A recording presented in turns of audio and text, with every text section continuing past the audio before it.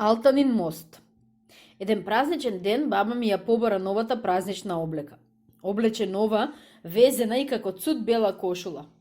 Ново волнено џубе, на главата си врза старинска везена шамија и на нозите си оби нови жолти опинци. Се натокми како млада невеста. Мене ме интересираше зошто така се облекува и затоа и реков: Леле, бабо, шо си убава? Нези падна мило па ми одговори: Убава сум, нели? Убава си, убава како млада невеста. А каде ќе одиш? Ќе одам на гости во моето село, одговори таа. Зарем ова село не е твое? Зачудена ја прашав. Зарем ти не си од нашево село?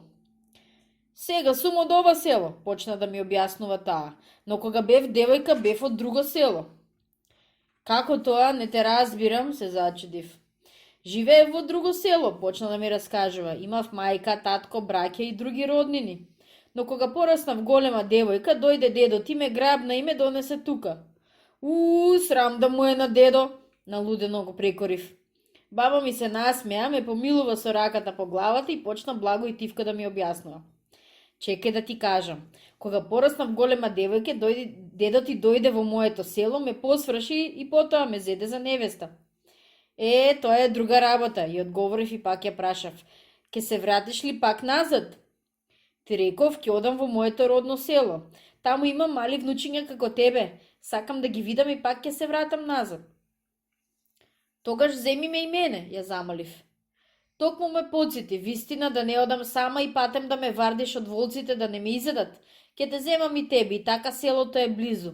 Само ќе треба убаво да се облечеш. Вака е срамота да те поведам со мене. Кога разбрав дека баба ми ќе ме води на гости, многу се израдовав и викнав на мама.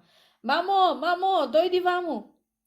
Мајка ми, која беше во другата соба, дојде и ме праша. Што сакаш?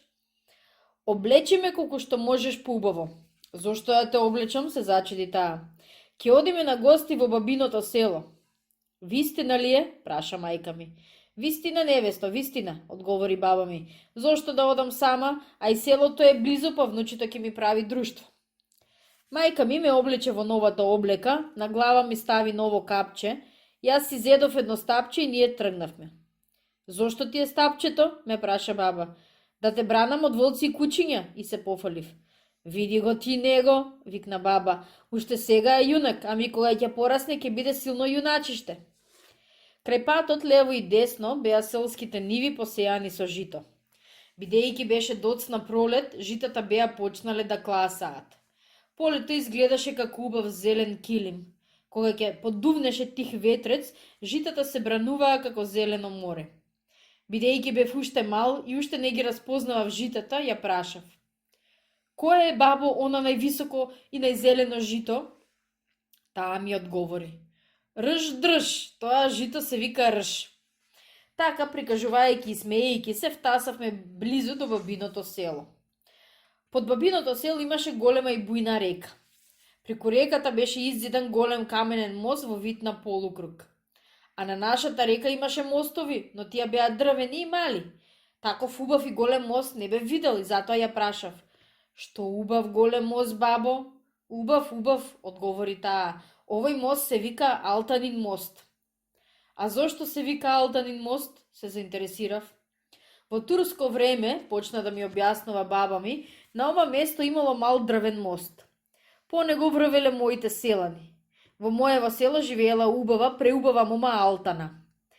Алтана била како Алтан златна пара. Затоа ја викале и така. Таа била стројна, лична и убава. Лицето ѝ било црвено како тетовско јаболко. Снагата стројна како танка јасика. Забите бели бисери, а лицето како сонце и греело. Ти велам, толку убава мова немало во нашиов крај. Многу ергени копнееле по неа, на многу јунаци им го пленила срцето. Тука баба замолче, застана и воздивна. Мене ме заинтересира приказната за Алтина и затоа ја замолив. Раскажувај ми, бабо, раскажувај ми.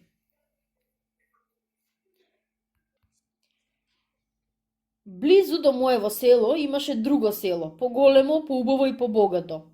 Во него живееше и имаше чифлик Алибек. Тој го фрли окото на Алтана.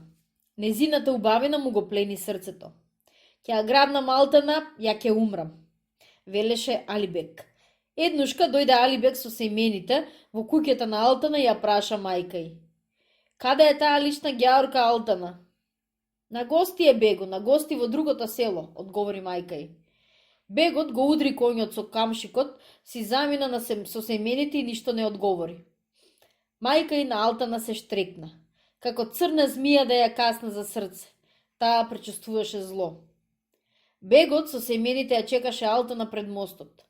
Алтана се враќаше од гости.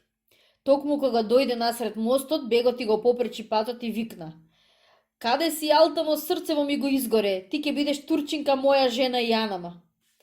Од двете страни на мостот излегоа и семените. И колку Алибек да ја фати Алтана, таа скокна, се фрли од високиот мост и потена во длабоката река.